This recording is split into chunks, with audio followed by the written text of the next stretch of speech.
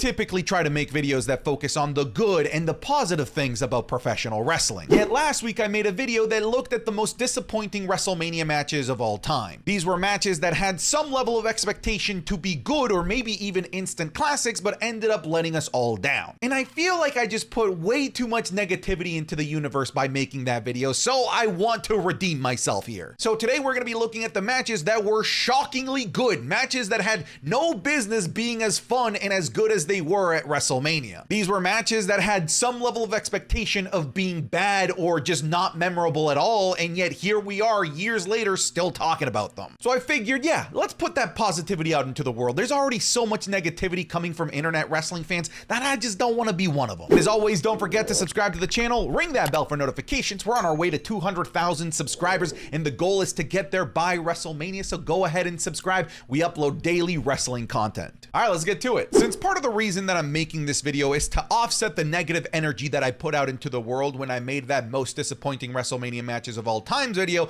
if you actually go back to that video, you'll notice that I started with Brock Lesnar versus Goldberg at WrestleMania 20. So let's bring this story, this karma story, back full circle and start with the same set of guys, Brock Lesnar versus Goldberg, this time 13 years after their WrestleMania 20 stinker at WrestleMania 33 for the Universal Championship. And look, I know that this isn't some technical marvel. This is not one of those matches that we're gonna look back on and say, look at how good of a wrestling match this was, but this is undeniably fun, and it far exceeded the expectations that were admittedly ridiculously low because of that terrible WrestleMania 20 match. And if I can add a little bit of my own personal reasons as to why I like this match, it's because it's one of my go-to matches to show people that are just getting into professional wrestling. This match has a lot of good things going for it as a device to get people into professional wrestling. One, it's got Brock Lesnar, a recognizable name in sports. If you're into sports, there's a very good chance that you know who Brock Lesnar is. So having somebody that just watches, more traditional sports knows is going to help get them into this world. On top of that, it's a 5-minute match. If you're just trying to get into wrestling, I'm sure you probably don't want to watch a 35-minute WrestleMania Undertaker versus Shawn Michaels classic. We only have such a short amount of time to get them hooked on wrestling, and this 5-minute car crash absolutely does the job. And it really is just a fun car crash. It's suplexes, it's spears, it's F5s, it's Brock Lesnar being ridiculously athletic, it's Goldberg spearing Brock Lesnar through a barricade, and it knew what it needed to be, and it didn't try anything more. Sure, again, only 5 minutes, but their Survivor Series match was even shorter, 2 minutes. And on top of that, like I said, the expectations for this were more or less non-existent, and it completely shattered those expectations. Here's another match that has just no business being as good as it ended up being: Shane McMahon versus AJ Styles. Look, AJ Styles is an amazing worker, but he hadn't yet delivered at WrestleMania. And yes, he's had a bunch of WrestleMania matches at this point in his WWE run, and this is somehow his best WrestleMania match against Shane McMahon. Are you kidding me? The matrix is broken. It does not compute as to how AJ Styles versus Shane McMahon, not only is it a match that exceeded expectations, I think it was the best match of this year's WrestleMania. You had Shane McMahon doing crazy Shane McMahon things you already know, doing things like the coast to coast onto the garbage can, damaging AJ's face. We had this awesome spot of AJ going for a phenomenal forearm only to eat the metal can in midair. We had Shane McMahon doing crazy Shane McMahon things like doing his top rope elbow through the outside table. And we had Shane McMahon doing a shooting star press. Are you kidding me? Come on, this had no business being as good as it was. Of course it belongs on this list. Here's one from a very recent WrestleMania, WrestleMania 39. It is the WrestleMania Men's Tag Team Showcase between Braun Strowman and Ricochet, the Street Profits, Alpha Academy, and the Viking Raiders. This match should have been destined to be a forgettable match. I didn't think that it was going to necessarily be bad, but matches where the only reason that they exist is to give people WrestleMania screen time typically are just, one, not going to get a lot of time, and two, they aren't really going to get too much attention because there's no stakes. There's no reason for me to care as to why these guys are having a match. This wasn't for the tag titles. There was little to no narrative or story linking these 4 tag teams. This quite literally was just, hey, let's go put on a great match with guys that didn't get to make the WrestleMania card, and let's just give them an opportunity to make a WrestleMania moment for themselves. And holy shit, this match was nothing but WrestleMania moments. This guy gave us Flying Viking Ivar. It's a regular thing that we see on Mondays, but this was not normal back then. Seeing Ivar doing moonsaults was absolutely bananas. We got to see the breakout of Chatty Daddy, who we know is so good and doing crazy moves like this to Braun Strowman. We got to see Braun Strowman getting absolutely decked into the depths of hell by Angelo Dawkins. This match was just, yes, a spot fest, but everyone got to look like $1,000,000. These guys got 8 minutes, and there were a total of 8 guys in this match. So if you do really the math, there was like 1 awesome spot per guy per minute, which meant that this match was just batshit crazy fast paced from beginning to end. There was no time to breathe. By the end of it all, you were exhausted with how crazy the spots in this match were. Every single one of these guys went out there with the intention to get, at the very least, an opportunity to make a WrestleMania moment for themselves, and they all succeeded. And when you put that collectively, like their collective efforts gave me one of my favorite matches from this year's WrestleMania. Do you want even more wrestling content? Of course you do. You're a wrestling fan. Then go check out patreon.com/SantiZap, where you're going to get even more wrestling content. You're going to get the Raw reviews, SmackDown reviews, the Wrestling is Cool podcast 3 days earlier than everyone else, and you're going to get Wrestling is Cool gaming as well. Go check it out. It'll be in the link in the description or the pinned comment. Patreon.com/SantiZap. 'Nearly 500 of you are already over there, so thank you. All right, back to the video. It's funny how the last video had so many Brock Lesnar matches, and now we're on our second shockingly good Brock Lesnar match, this being the main event of WrestleMania 31, Brock Lesnar versus Roman Reigns for the WWE Championship. Frankly, I think I could just have the entirety of WrestleMania 31 because our expectations for the WrestleMania 31 card were basement low. We thought that this was going to be one of the worst WrestleManias of all time, and we ended up getting one of the best WrestleManias of all time. We thought we were going to get one of the worst WrestleMania main events of all time, and we ended up getting one of the most memorable main events arguably in WrestleMania history. This match just had a lot of things going up against it in the lead up to the actual match. One, Roman Reigns, the forced down our throat babyface that the WWE was saying you have to root for this guy. We're gonna make him the next Super Cena. He is gonna win the Royal Rumble. We're even gonna have The Rock raise his hand and you're gonna be forced to like him, and he was just rejected by every smart fan in the WWE universe. He was getting booed out of buildings left, right, and center. Then you had Brock Lesnar, who could have been the hero of the smart fans. However, he was on his way out. Everything was pointing that he had re-signed with the UFC and was going to spurn the WWE yet again. And there was a lot of frustration towards that because he had just beaten the streak. It was annoying that he got to beat the streak and is just gonna up and leave again. We were frustrated with both of these guys. Luckily, just before WrestleMania 31, Brock Lesnar re-signed with the WWE. Now, all of a sudden, we had our hero, and we wanted Brock Lesnar to beat the living piss out of Roman Reigns, and that's exactly what happened. Surprisingly, this wasn't just Roman Reigns, giving Brock Lesnar the best fight of his life. Now, this was Brock Lesnar mauling and annihilating the babyface Roman Reigns. This was honestly one of the biggest ass kickings that I've ever seen. But then the WWE did what the WWE does and just took us through this crazy roller coaster where Roman Reigns got like 1 ounce of momentum, not because of something that he did, but because of a slight mental error from Brock Lesnar where he hit his own head against the pole, which opened up the opportunity for Roman to finally get some offense and some Superman punches, some spears, but still impossible to put down Brock Lesnar even with all of these moves.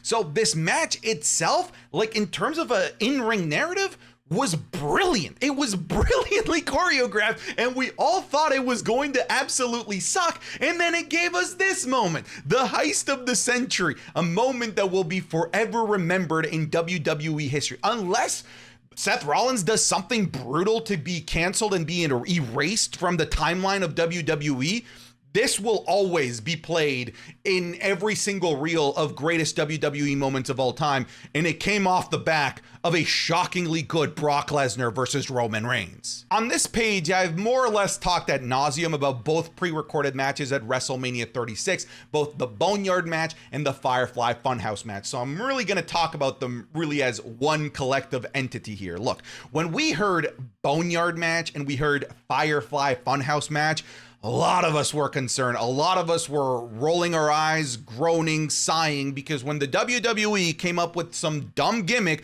more often than not, it was going to be a dumb, stupid match. And when we heard the names that were involved in these stupid gimmicks, we were concerned. How could they put The Undertaker and AJ Styles in a Boneyard match? Why would they put the legend John Cena and Bray Wyatt in a Firefly? What the fuck is a Firefly Funhouse match? Just let them have a match.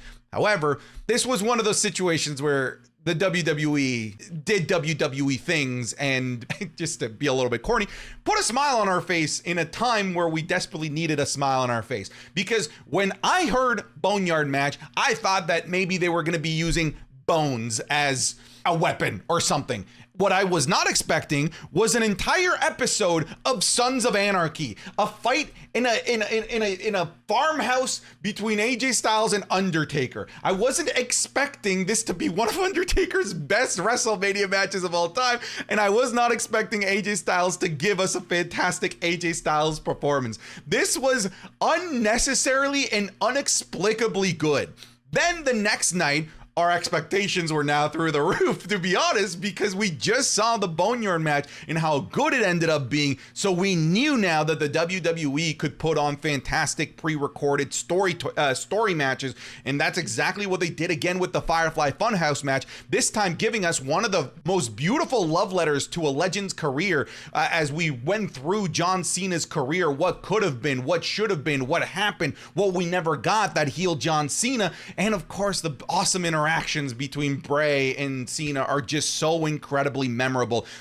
I guess the reason why these two land on this list is because we didn't know what the hell we were getting. And because we didn't know what the hell we were getting, we had little to no expectation from these two, and it ended up delivering in every single way, shape, and form. Johnny Knoxville versus Sami Zayn, anything goes. Hang on, is one of my favorite WrestleMania matches of all time.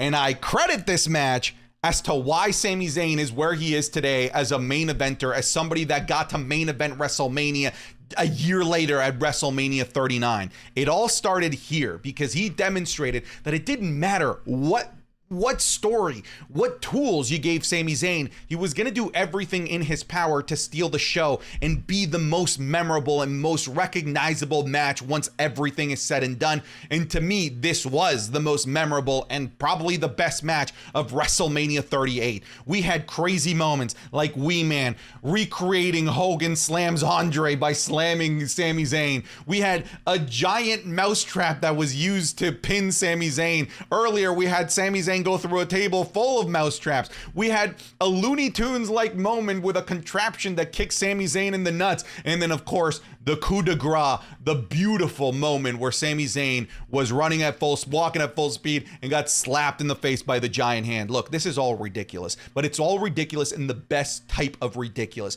And Sami Zayn could have gone out there and he could have just done the bare minimum, gotten through and just given Johnny Knoxville the quick rub and a quick paycheck. But instead, he didn't just try.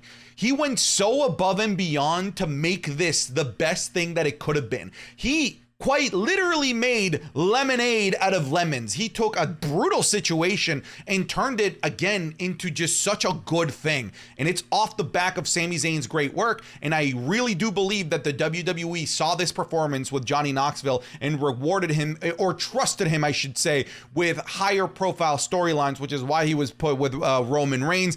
And eventually within that grew to the Sami Zayn that we know today. It all started, I think, with this ridiculous match with Johnny Knoxville. Next up, let's look at Kevin Owens versus Stone Cold Steve Austin. And look, when it comes to fan expectation for this, all of us collectively gave this match permission to just be bad. We knew that this couldn't be good. We were okay with this just being a quick nostalgia pop. Stone Cold Steve Austin getting back in the ring, awesome. It's been 20 years. His last match before this was WrestleMania 19. There was zero expectation for this to be anything more than just a quick talk show, a beer, and a stunner. What we ended up getting was a WrestleMania Night 1 main event street fight between these two, and that just absolutely came out of nowhere. Yes, it started off as a talk show as it was advertised, and I really didn't think it was going to go beyond this because Kevin Owens had been really the only one that had been doing anything to build this storyline because Austin wasn't on Raw.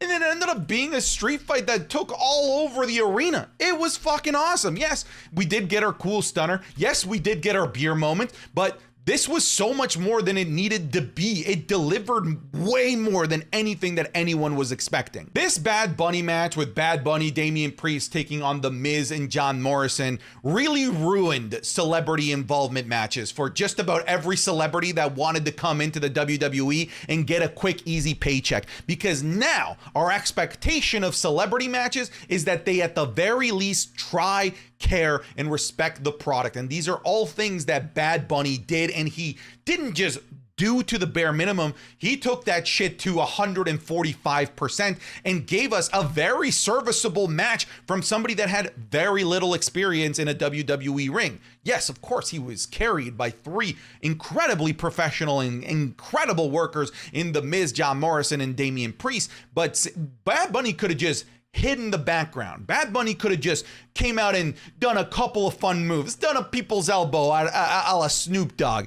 But he was not satisfied with just hiding in the back and being protected. This man is out there jumping to the outside, doing cross bodies. He's doing bunny destroyers like this. Look, I'm sorry to every single celebrity that thought that they could just now waltz into the WWE and get a quick paycheck. Look at this. This is what we're expecting from you now. When I mention, quick celebrity cash grabs, a celebrity coming in to do the absolute bare minimum, this was our full expectation of Floyd Money Mayweather. His name is literally Money Mayweather. He was just there to get paid. This guy wasn't a fan of professional wrestling. He didn't know anyone that was on the professional wrestling roster at the time. And we knew that. We could sense that, which is why going into WrestleMania 24, we just fucking knew this was going to be a stinker. And then it just wasn't. All of a sudden, Mayweather became a performer and cared. On top of that, the entourage that was part of the storyline in this match was so much fun as well. We got to see Mayweather hitting Big Show with a right hand and the brass knuckles. We got to see Mayweather actually allowed to be the small guy and be the underdog, and he let Big Show actually work him like the little guy that he is. I think there's a great example of just carrying him around like a toddler. Mayweather could have just waltzed through this and done absolutely nothing. And okay, cool. You got to put Mayweather on the card and you got to advertise it. But we were all groaning when this match was starting. And I think our jaws were down to the ground, not because this was a show stealer, but because, holy shit, did Mayweather actually try? I'm going to put the Andre the Giant Memorial Battle Royal from WrestleMania 30, the inaugural Andre the Giant Memorial Battle Royal. Near the start of this video, we talked about how matches where it just puts men and women in big groups just for the sake of being on the WrestleMania card, giving them the WrestleMania payday. I'm sure it's great for them, but typically those matches are forgettable, sometimes the bathroom break, and not matches that we talk about or have any expectation of them being, one, good, and two, being memorable and creating that WrestleMania moment. And to this day, I would say that the Andre the Giant Memorial Battle Royal is just that. It's just sort of there. It's just sort of there to give people screen time. But the inaugural one actually tried. It had some pretty decently big names in there, like the likes of Sheamus and Dolph Ziggler. And then it gave us an actual WrestleMania moment, if you can believe it. Cesaro tossing out the Big Show like yesterday's garbage is something that was at the time what we thought the creation of main event Cesaro. We thought, oh my God, this thing that we thought was going to be a nothing thing is now a main event maker. It didn't end up being that, but our expectations coming out of this because of this and because of the WrestleMania moment that it created was, Holy shit, moving forward, whoever wins the Andre the Giant Memorial Battle Royal is going to be like the next main event guy that gets pushed. Again, didn't end up being that, but it made us believe that that was the case. And that was because it exceeded expectations with how the winner was ultimately treated and giving them like an awesome WrestleMania moment. All right, folks, that's my list. Let me know in the comments down below what you would have had on here, what match you think is highly underrated or completely just shocked you and came out of left field. But that's it. I'm done. Get out of here.